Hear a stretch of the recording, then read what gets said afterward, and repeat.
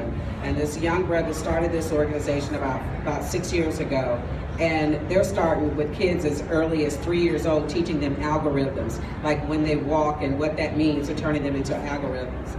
So once every quarter at Comcast, we bring 75 students in from the age of 5 to 17, and they're building apps. Like, you know, these 5-year-olds are building apps, and the 10 to 17-year-olds built an app to learn how to balance a checkbook. They built apps to learn how to pay bills. So, and those are Saturday programs, and it happens on a Saturday. So they have to get it where they can get it. But I agree to your point, is that instead of them either playing sports or having to choose from playing sports or playing their Xbox, these are the things that we need to take ownership in getting our children involved in. Yeah, but I also think our community too has to value these careers at a more heightened level.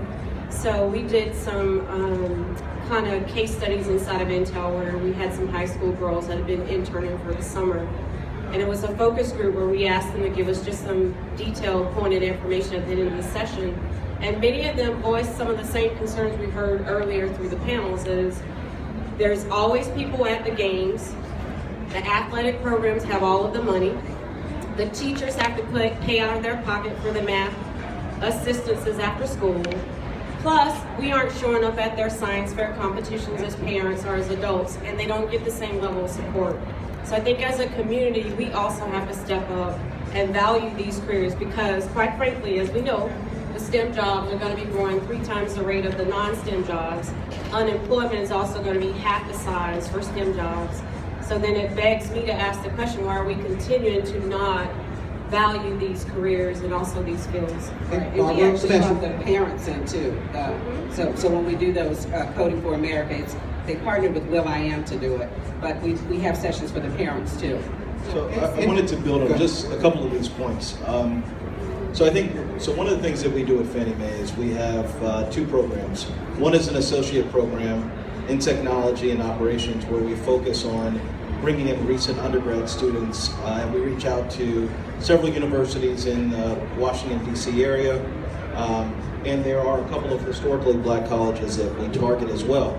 And so this program has been going on, I think, probably for the last 4 or 5 years.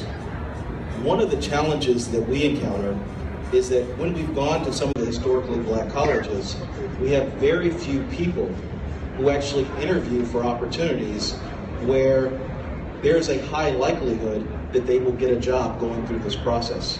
And for me, that was pretty alarming that we had a challenge filling up slots at some schools that we would all know pretty well.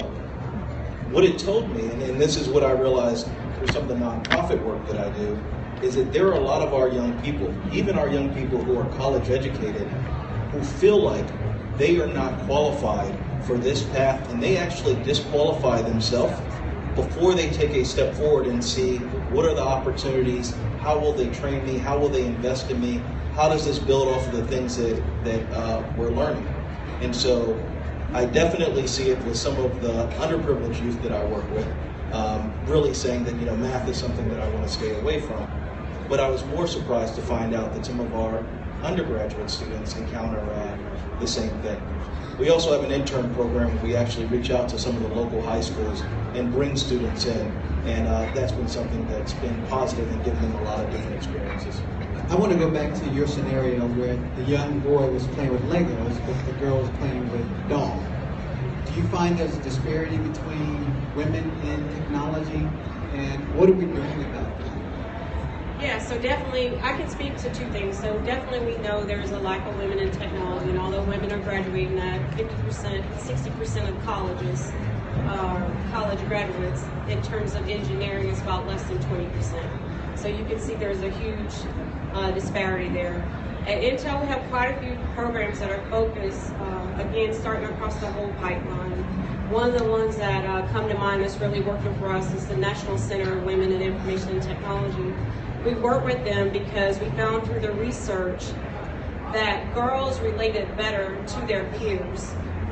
So therefore, this is a program where high school girls are developing camps around engineering and computer science for middle school girls. So we're getting a lot of traction out of that because I think the millennials are a different audience.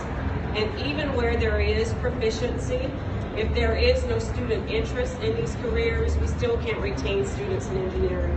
So you have to both balance the point that you raised around proficiency and having the right math, but you also have to balance the interest area and kind of unpack why these careers could be interesting. I think there's some myth about engineering still being a hard hat, kind of civil engineering kind of mindset, as opposed to people that look like us, and Lakeisha and Rhonda, all of us have engineering degrees, but we don't meet that typical, from their perception, we aren't meeting the typical stereotype of an engineer. So I think we have some decoding there that we could be doing. Yeah, I think that's a key point for both women and people of color.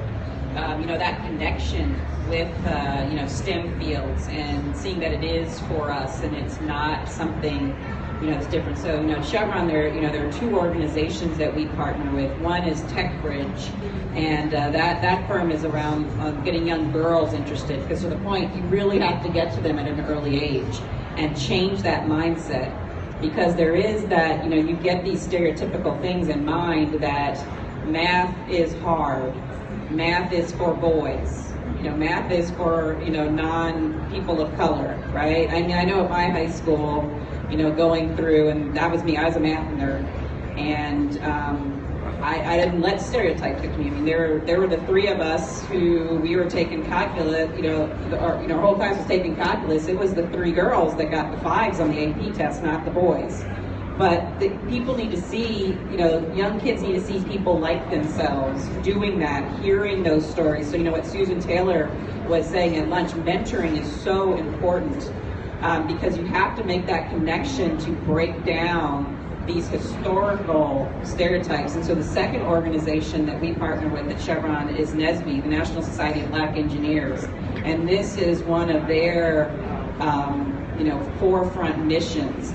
Is it's a student-run organization, and it's not only to make sure that the students that are already in college stay in college and matriculate all the way through, because we also have a really horrible rate of, we get engineers in, people of color, freshman year, but you don't see that same percentage in their graduating.